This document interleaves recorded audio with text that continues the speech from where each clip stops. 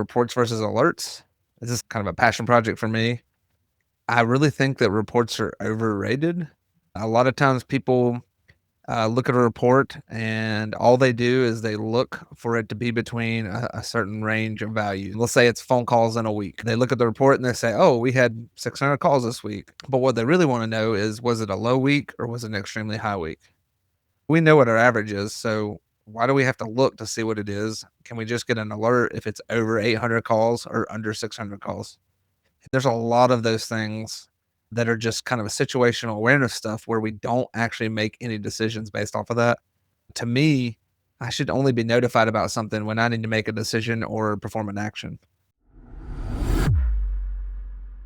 Welcome back to Off the Wire podcast. Thank you for joining us tonight. Anthony and I have got a pretty interesting episode, I think, for you.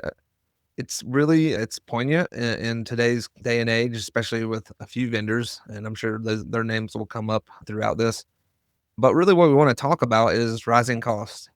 Unfortunately, we're in a rising cost environment, and it felt like for a while, Anthony, it was kind of material stuff. But now I don't know if it's the labor kind of lagged or however, but it seems like all the technology stuff is going up, whether that's desktops, memory with all the AI build out that's happening, or if it's just service providers. It feels like the service providers they've just been on a run lately of pretty constant increases. But either way, Anthony and I aim to talk about this tonight and talk a little bit about why you have to look at every dollar as having a job. If it's not doing something positive for you or saving you time or, improving visibility, reducing your risk, something like that, then you got to figure out why you're spending it. And I think we got some pretty creative ideas. I think Anthony's got some awesome ones as I was reading through the show notes on how you can try to save a little money, be innovative, and make your dollar go a little further in today's rising cost environment.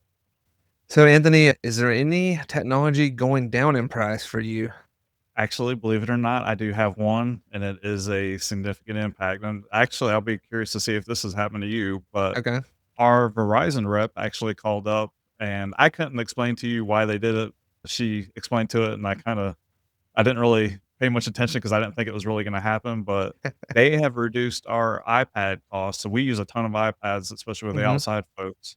We went from like $39.95 a month to $19.95 a month for iPads. Wow. Okay. That's huge. Dropped our unlimited mobile bill with Verizon quite a bit. Okay. We've had that specifically. They have mentioned to us about not necessarily just them, but all the carriers kind of talking about ways to be more efficient, things like that, and some different plans. And I know we're going to talk about this, but that's one of those perfect scenarios where like stuff is ongoing for so long that like it gets kind of hodgepodge together. And from time to time, you kind of got to pump the brakes a bit and just take a look at everything. So, Yeah. but I mean, that's a huge deal. I don't know if I wonder if what might be reasoning there, but that's pretty awesome. But I think in most cases, I don't know if you would agree, but I feel like in most cases, it seems like stuff is going up. I got a vendor or a invoice system. It's not too long ago, maybe a couple weeks ago, and it's like 15%. I mean, that's just tough to stomach. Yeah, we've seen an increase across the board, especially with all the SaaS applications. I think we've seen the biggest increase in those, and it's kinda sad where it's basically like we've got one where if you don't do a upgrade, like a significant upgrade in licensing, like, out of the box, they're gonna raise your rates like 6% annually, is what we're told. Wow, that's wild. I have not had anything like that, but yeah, I think the vendors are getting kind of creative on how they want to make money. We both talked about this rising costs. Is there any reason in your mind or something that maybe a vendor has told you or just something you've read about the industry about why we're having these rising costs? I'm gonna go straight conspiracy theory on you, Tanner. Ok. No, I mean, hardware, yes. We've all heard about memory and the shortage with AI, but a lot of our vendors, they're the ones that have used AI for automation and have cut employees back. Yeah. Like, I can think of one specific. I'm not going to name drop them, but they've laid off a bunch of people, and they're one of the biggest offenders. I think it's corporate greed, just being the stockholders, and like I'm not gonna lie, like I have a ton of stock in Broadcom, and everyone knows what they've done to VMware, and guess what? Broadcom has made a ton of money these last few years.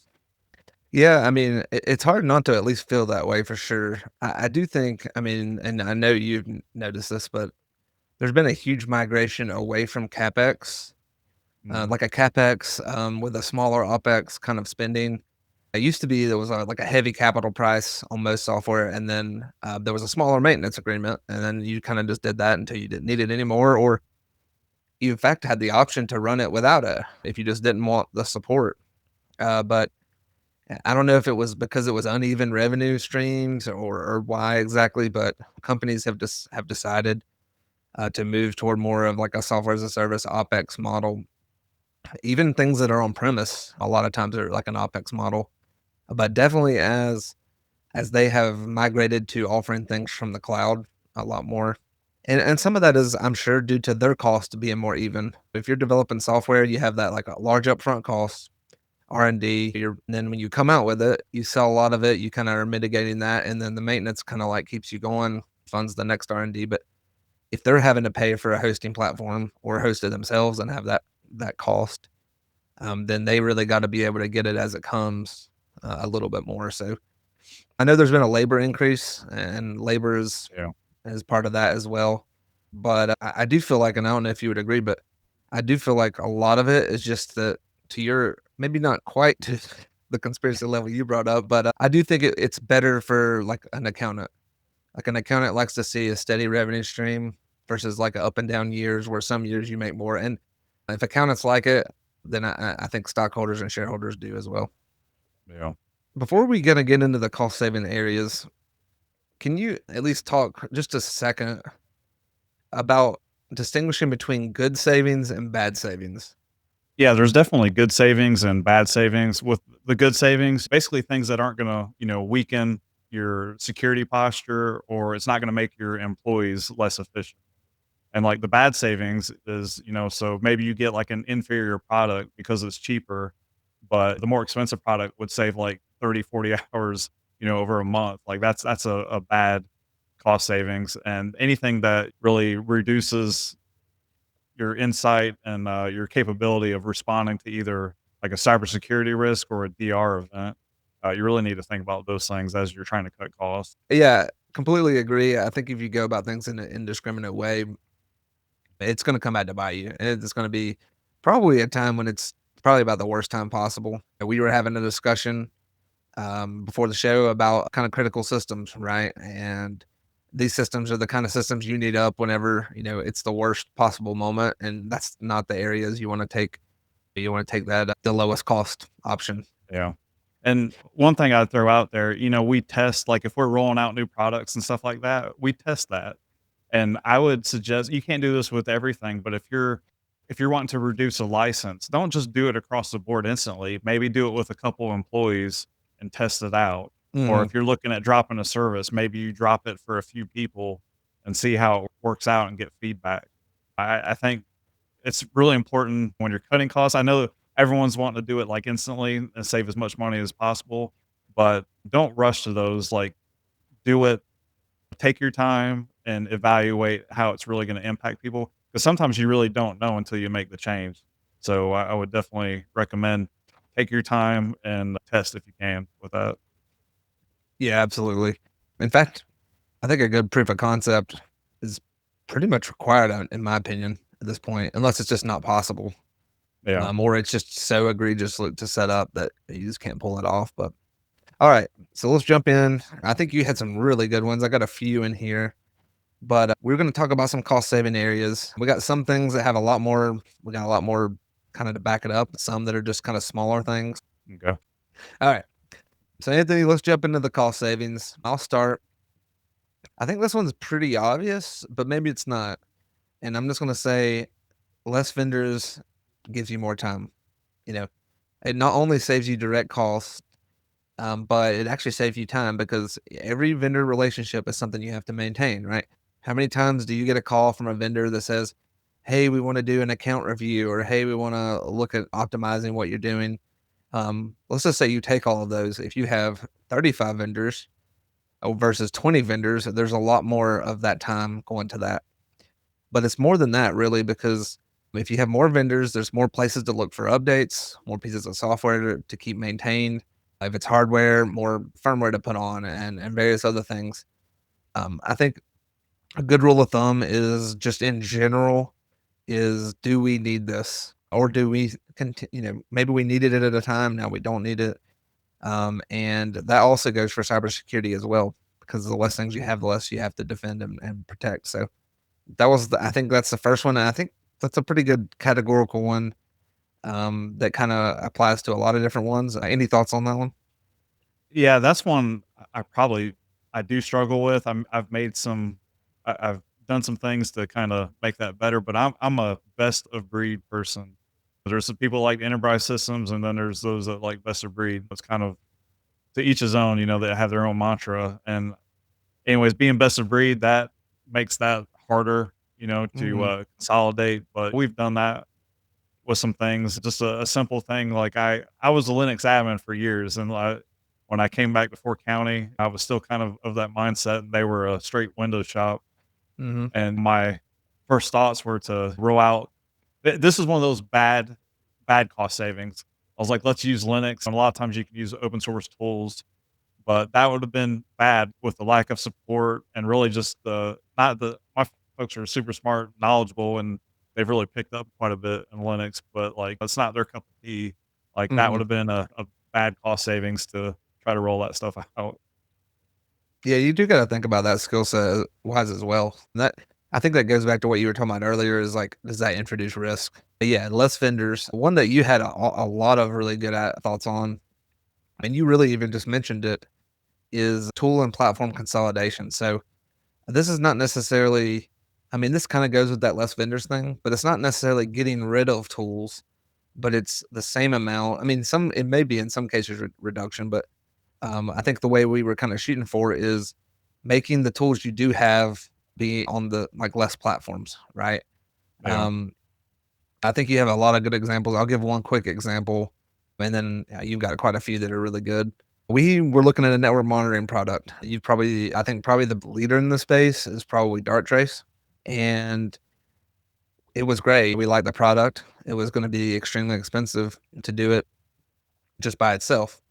What we found is our existing cyber vendor had a product that it didn't do 100% of what Darktrace did, but it allowed some of that network monitoring capability and some of that alerting capability for a lot less cost because it was just an additional module with them versus starting that brand new vendor relationship. And so went with that, and we also did that from a vulnerability management perspective too.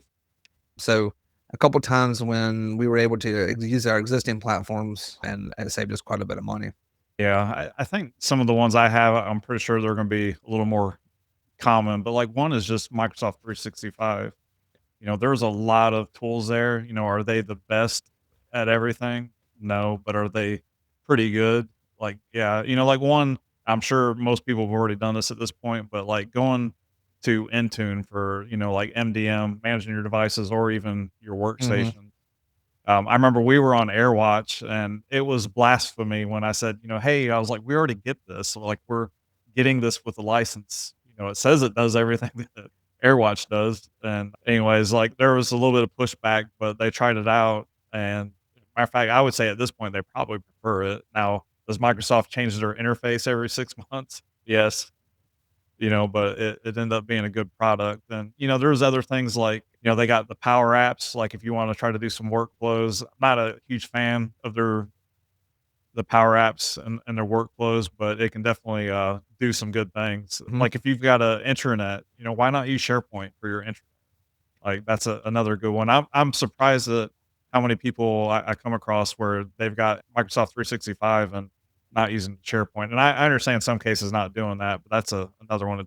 Hey now, hey now. No, no, I do agree with you though. 365 is great, and honestly, I think they're pretty much eating others' lunch right now. But just the broad offering of tools that they have, and we did that. We started with email. I think almost everyone started with email there, and then went to OneDrive, and then COVID happened, and obviously we needed some sort of video conferencing solution.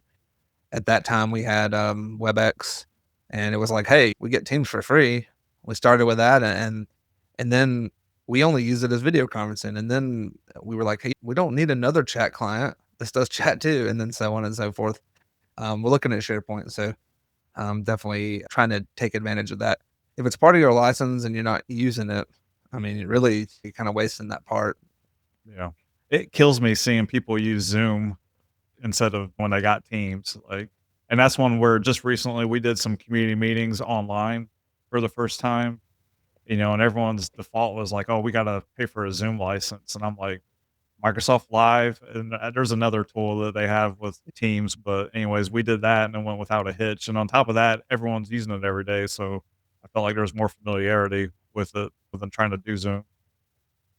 Yeah, I agree with you. In fact, I think they have moved, but there was one co-op that I knew really well that used a different chat client for a while, and honestly, I kind of agree with them that it was better. Like, I've used it before, and there's quite a bit of things that are better about it in various ways. I mean, there's some things that Teams is better at, but to your point, they kinda looked and was like, "Hey, let's not pay for another chat client when we can do it." Is it maybe always gonna be 100%? No, but is chat maybe like a tier 1 application?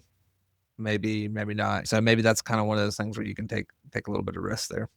Yeah. Another item, just for example, is CrowdStrike. They had a tool. It used to be called Spotlight. I think it's like Falcon Exposure Management, something along those lines. Hold on, before you go further there, Anthony, marketing did not do that. They did not change that name. Okay. We used to call this Spotlight, and now it's exposure management. It's just hard to Someone say. marketing was not involved in that process. I can almost guarantee you that. But anyway, go ahead. Sorry. No, definitely. It's even hard to say. But if you don't have a vulnerability management tool and you use CrowdStrike, like I would start off with their Spotlight tool, and I don't know for sure, but it didn't seem like they could scan external devices, stuff that didn't have an agent on it. Mhm. And I just come across that they can do that now. So, like, that would be a good thing to start off with, of like if you were looking at Nessus or Qualys or one of the other ones. But I will say there's a caveat, and if they ever get to this, we may consider dropping our vulnerability scanner, but they don't do credential scans for those devices. So if you've got Cisco switches and routers, like you're not gonna be able to do a credential scan. So, and that's a big deal. You probably get like 20 to 30% of the vulnerabilities doing non-credentialed. But if you're just starting off and you don't have anything and you use CrowdStrike, I would 100% start with that, because it's going to take you some time to even work Mhm. past just the workstations and the servers and the non-credential scans that you'll get from everything else. Yeah, absolutely. And by the time you could work through all that, they it may be something they add at some point. Yeah. Um, you kinda had on here shadow IT a little bit. That can be a problem too, and it's not necessarily stuff that we're aware of, but you can have a lot of little tools. I can give a great example of this. We were looking at a project management software, and I think I might have mentioned this in the project management episode. So if that's something you're looking for, go check that one out. But we were looking at a project management tool, and we were like, okay, we think we need this. This seems to be something that'd be useful. We started asking around, and others were like, yeah, it could be useful. We started doing the demos, and come to find out, we already had 3 tools. They were some of them were, like, using the free tier on one, and I wouldn't say they were, like, deeply invested. There was only Yeah. one that we were deeply invested with, and that department worked with us really well. They were like, "We're good with whatever," and they moved all their stuff over, so they were it's it's almost like they were unaware, and, Yeah. it just made me laugh. I thought this is something the company desperately needed, and they did too. But Well, it's good that they're willing to change over after that. I'll give you one that's really just the bane of every IT person's existence. Well, second to printers is Adobe. Oh, yeah. I don't know. I've come across this is just every place. It's not where I work. I had it when I worked at Buckeye REC, but they're like, well, they're like, I need Adobe, and I'll be like, well, do you need just Adobe Reader or do you need Adobe Pro? The default answer across the world is Adobe Pro. I'm like, "Okay, what do you need to use Adobe Pro for?" And yeah, and most of the time what I usually hear is, "I need to be able to print it." And I'm like, "There is a print to PDF built into Microsoft." Mhm. So you'll find a lot of people that might have tools that they don't necessarily need. And that's one where we actually save a little bit of money, but what we found was everyone had Adobe, like, on their individual credit cards, and since we're Ah, buying them in bulk, Well, one, we can ask them the simple questions of what do you need it for, and I would say probably over 50% didn't need Adobe Pro. Like they just needed what was built into Microsoft or Adobe Reader. But we find that we're saving some money by actually just consolidating that and paying for it through one vendor. Yeah, that can be very helpful. So, okay, we talked about consolidation. This is one that I don't have a ton of points for, but I just have one major example for us is try to invest in platforms when you do have to invest in a new platform that don't charge more for the usage of that platform. Actually, take it back. I have two examples. So, one example is if you're like deep in Esri, right? If you invest in an Esri, like an enterprise license or enterprise agreement, then they basically give you unlimited servers, unlimited clients, unlimited.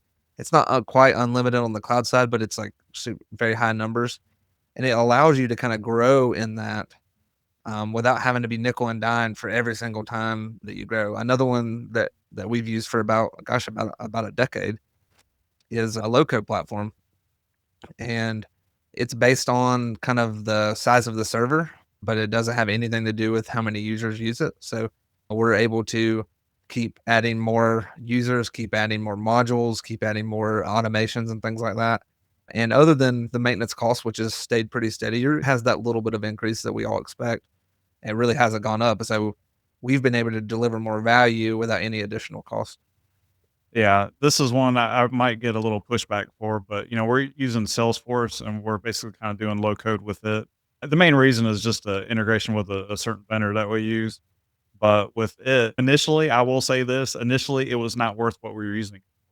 But we Mhm, have built so many tools and applications on it over the years with really not having to add too many additional people to get licensed.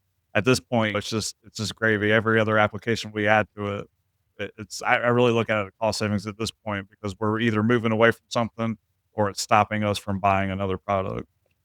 yeah, I mean, I will say that's pretty rare because most things are user based now. But if it's just user based and there's a bunch of functions, I think you can kind of get the same thing a little bit there. Kind of going back to our 365 conversation. Yeah. Um, I think a lot of times people try to use open source solutions to save money, and we have used them pretty successfully to save money in a few different areas.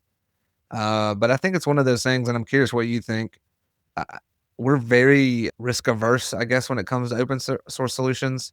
We have used them. We try to use them in areas where, we don't see a pothole, or it's maybe a tier two application. What are your thoughts on using that as a low cost option? This has been a battle for me because I've even deployed phone systems. Like I've built several phone systems for different companies off open source products. And anyways, it's that's something I've changed my tune on. And yeah, it's I mean, really a lot of it is the people, the experience you get, the lack of support. Sometimes you can get professional support. And anyways, it's one of those things where I think that's a bad cost savings in a lot Mhm. of ways. Like for the phone system, especially with like the cloud-based phone systems, like they're so cheap these days.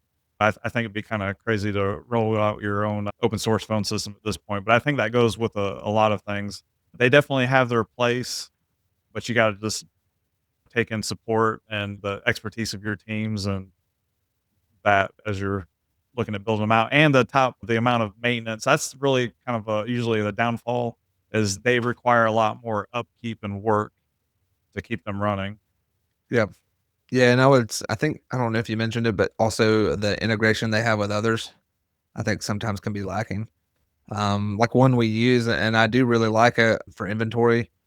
There's not a lot of integration with other apps that we have. I'm not saying it can't do it, but it's not necessarily to our earlier point about consolidation. If you can do it under the guise of a platform you already own, then a lot of times that integration is just handled for you, and it makes that part a lot easier.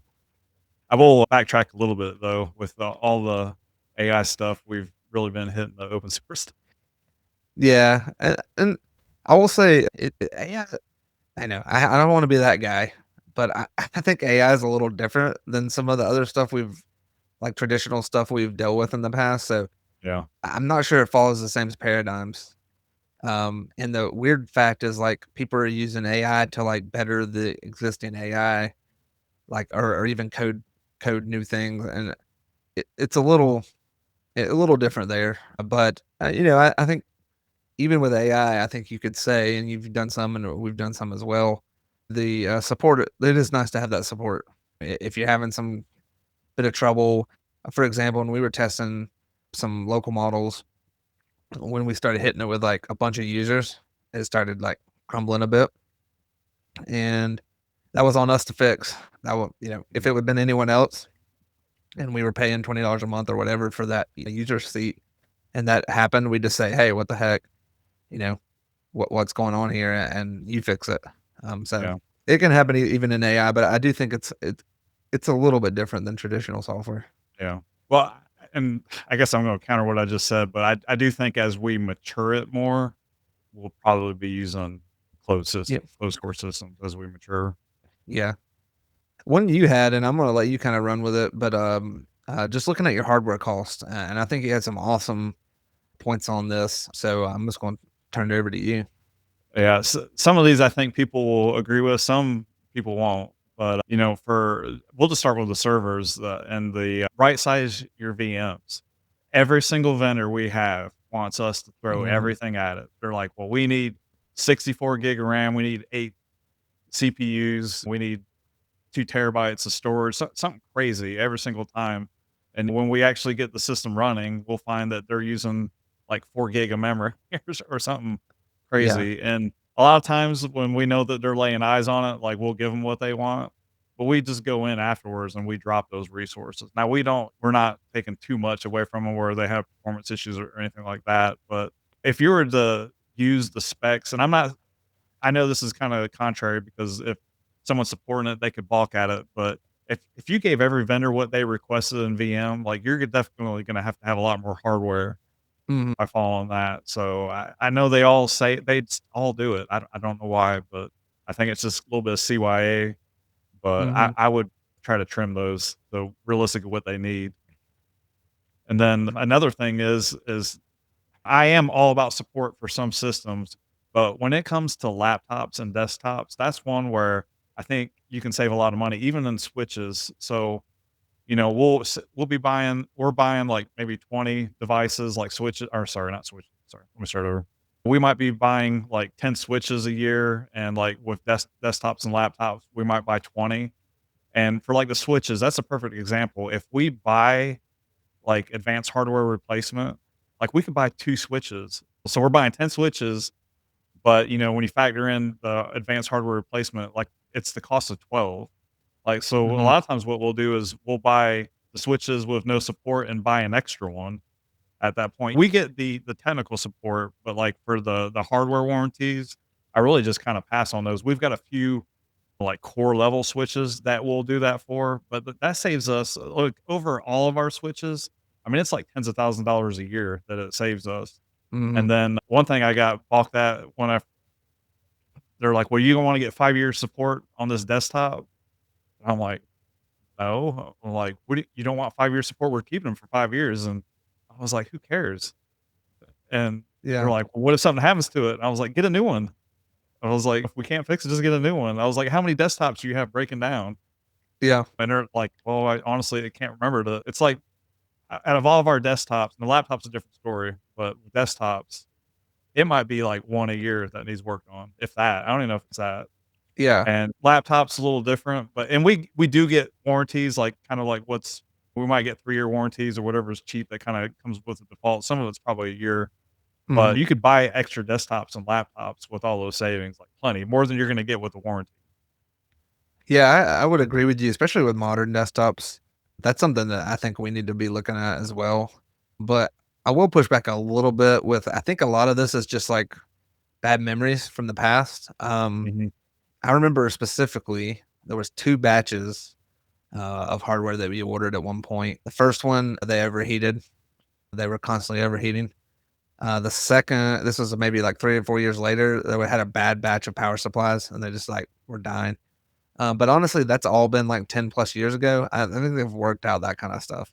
I agree with you, especially with solid state disk. You just don't see that kind of failure. I mean, really, I mean, other than a fan in the computer, I mean, everything, nothing moves. You don't have a Laptop CD-ROM batteries. drive, hard drive. Yeah, laptops, I kinda agree with you because sometimes, you can maybe get protection, not just hardware protection, but, like, drop protection and stuff too, and if they're getting moved, there's a chance. But honestly, even laptops are more robust. It feels like used to you dropped them, destroy it. Now it's like people drop them and they kinda for whatever reason, they're built tougher, but that is something that we need to work on.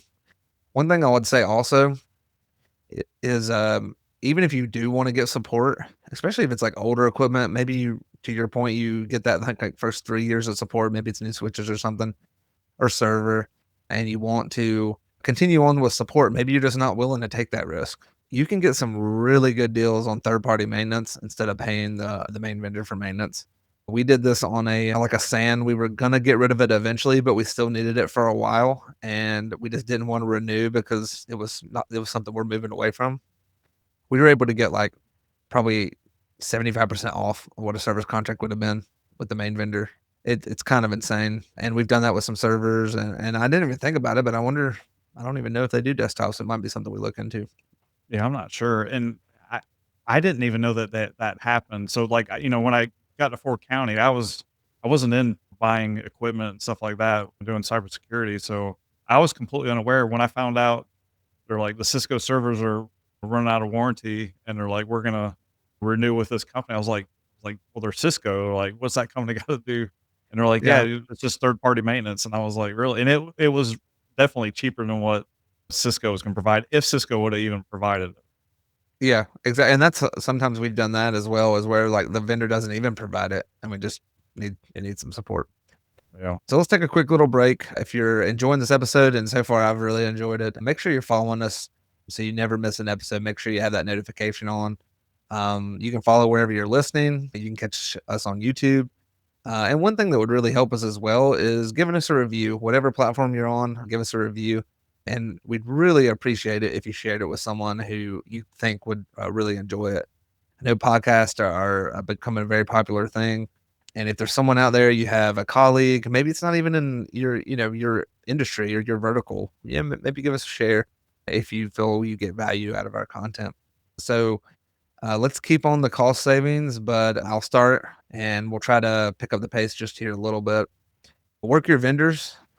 And I think I'm going to leave one of these for you that first point because I know that was something really neat I didn't know. But the second part is making sure they go to like a newer OS. That is huge. And we've had this where vendors you're going to do a new software and they're like, "Hey, we only support server 2022 or something, or we only support 2 versions back."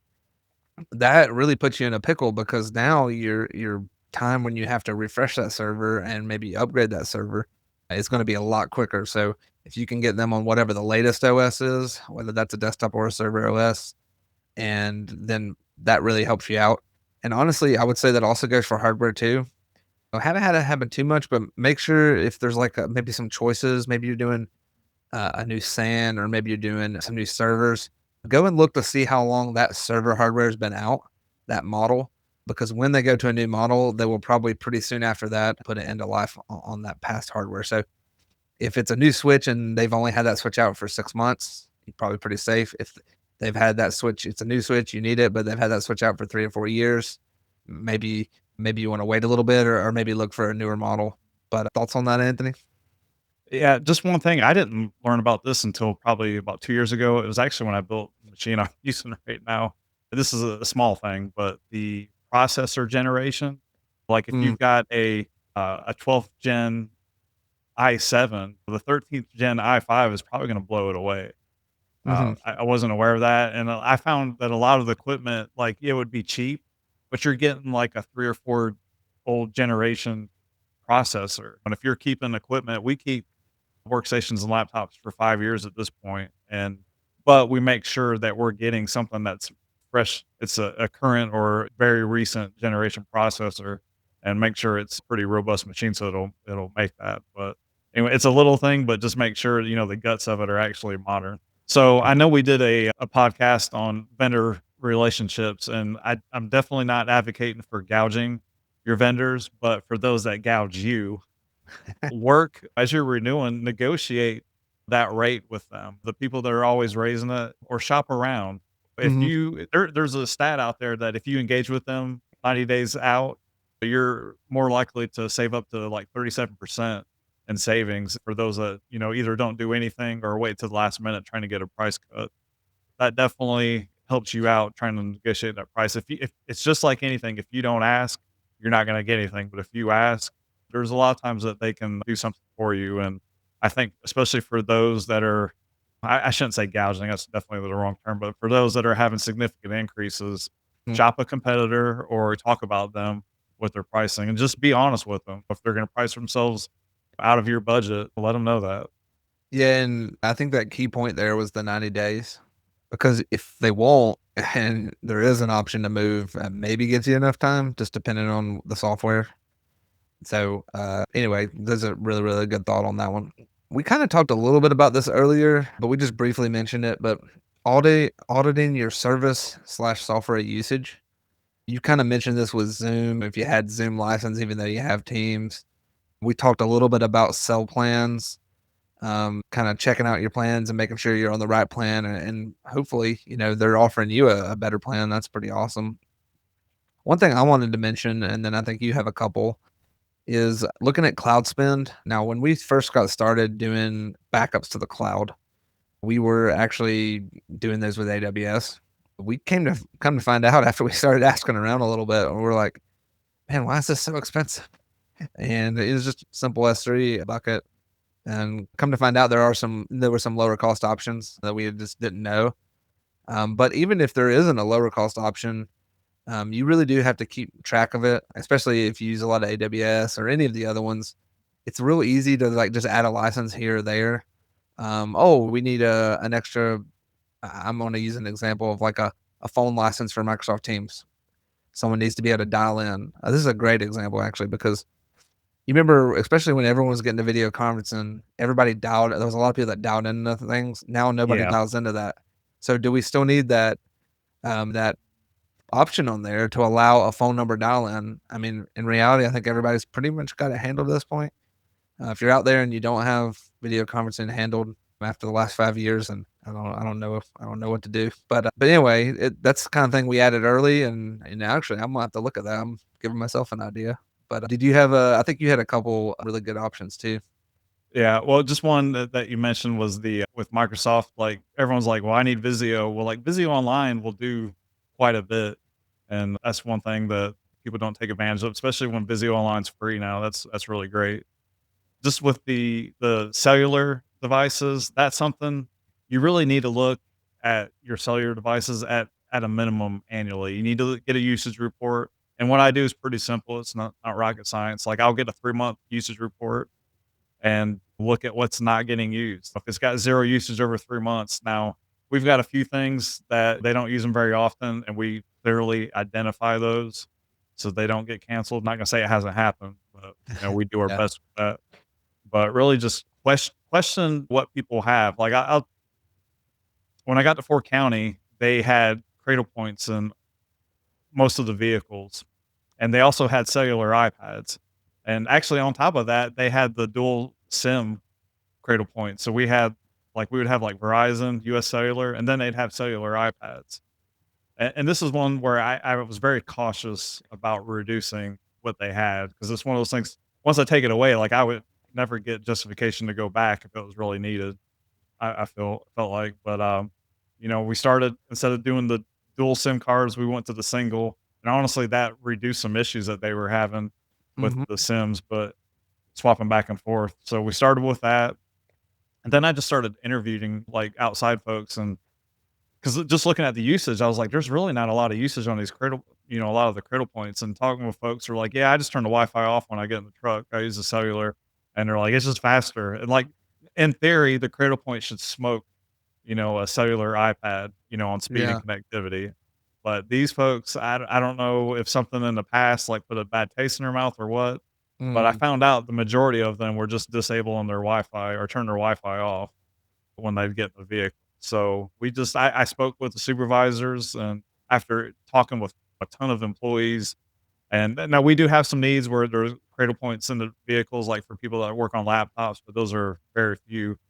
But, we're yanking those out and we're just putting in, we're using a AVL system and, we're going from like $2,000 a cradle point to they're giving us the AVL devices for free and it's $20 a month. So, that's a huge cost savings. And that and just the amount of devices we identify every year to kick off our system, it really makes a difference.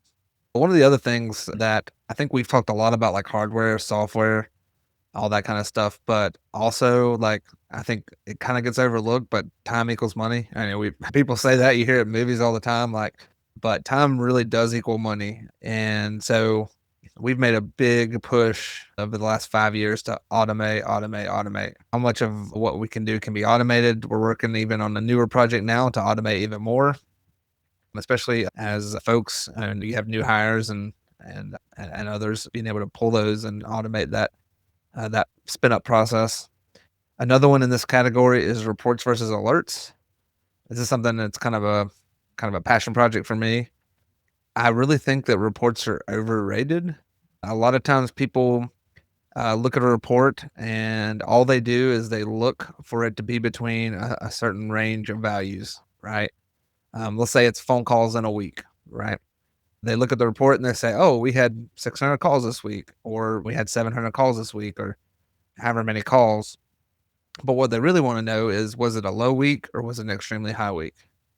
Well, we know what our average is, so why do we have to look to see what it is? Can we just get an alert if it's over 800 calls or under 600 calls?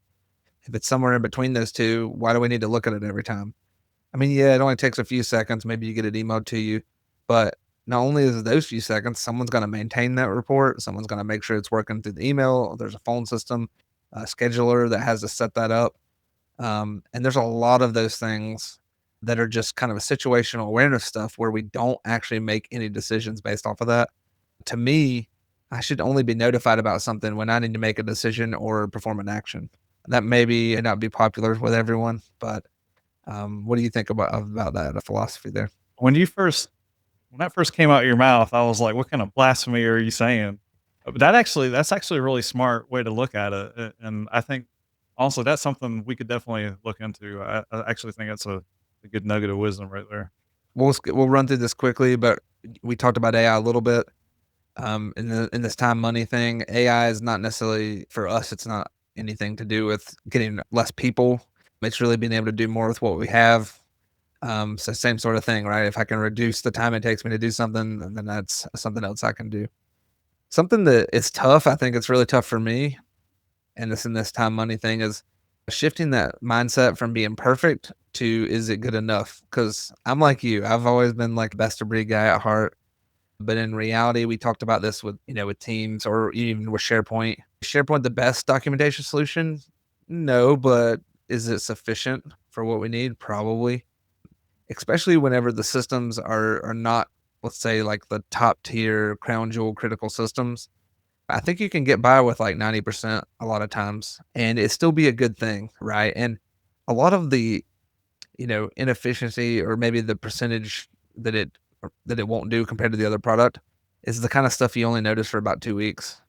And then everybody gets in the groove and it goes on anyway. And then the last one in this time money segment was engaging with colleagues. We talked about proof of concepts. We talked about working with your vendors.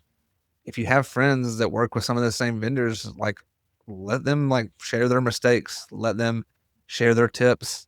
If they've got a vendor that they were able to get a price reduction from, don't ask them the price per se, but ask them how they did it, how'd they go about it, and how it worked and why it worked for them. Anthony, I think we've had some really good tips. Actually, there's been several that I'm kind of like, oh, I made a little mark on that I need to work on that, as you mentioned them. But the last thing I would say, and it's something that we've done where our work, and it's become very successful. We're kind of going through a revitalization of it right now. But if possible, and I know for all of our listeners, it won't always be possible. Sometimes you can only control the things that are under your purview. But if possible, be that inspiration to create a formal cost savings program, a suggestion kind of program for cost savings for your company, and not just for your department. It's much better to get eyes and ears in all the different parts of the company than just what you can see or just what a few folks on your team can see. Make it fun, make it something that potentially could be incentivized. Get the idea, crowdsource those ideas from everywhere because you can't, to your point, you had to go and interview that lineman, right, to see what they were doing. What if they had that option to say, hey, uh, and they may not understand, but hey, I have two cell phone plans and I don't really use a cell phone in my truck or whatever. Or hey, I have two cell phones and I get a stipend for one and the other one's a work phone. And like, can I just go to one? You'd be surprised where the ideas can come from. But if you can create an actual formal program, and this is obviously going to take more than just you, but be that inspiration for it. There's a lot of cost savings to be had, and it's not just technology where we can have it. Yeah, I think that's a great idea. And, the people that are actually the employees, like the ones that are out there in the trucks, the ones that are out there handling calls and stuff like that, the people that have their ears to the ground, you're going to get great feedback and input from them. I definitely, that's something we could definitely do because we're, looking at cost savings with all the increases and everything from technology to power generation and stuff like that. So I think that's a great idea. All right, Anthony. Do you have any final thoughts? Any hidden savings that you've been holding out on us throughout the episode? I don't think I have anything hidden, but just I'll repeat kind of what I said at the beginning is be slow and methodical with this Mhm. if you can and test it out because you can definitely upset some folks and hurt some things by going a little too fast too far. Yeah, I would agree. The only thing I would add is if you can get the people whose decision is going to be impacted them involved in the decision. Because to your point, when you interviewed those folks and you said, "Hey, we have these 3 things, are you using them?" What you were doing is involving them in the decision, and they were probably much more accepting to that change because of it. Yeah. Don't just pull something like, "Oh, I know that person doesn't need that license," and it kinda goes to what you're talking about as well. Alright, so I thought it was a great episode, Anthony. I wrote down a few things. Hopefully, our listeners wrote down a few things that they can take a look at inside their environments to try to save a little bit of money, and, yeah, I guess until next time, this has been an episode of Off the Wire. Thank you, everyone.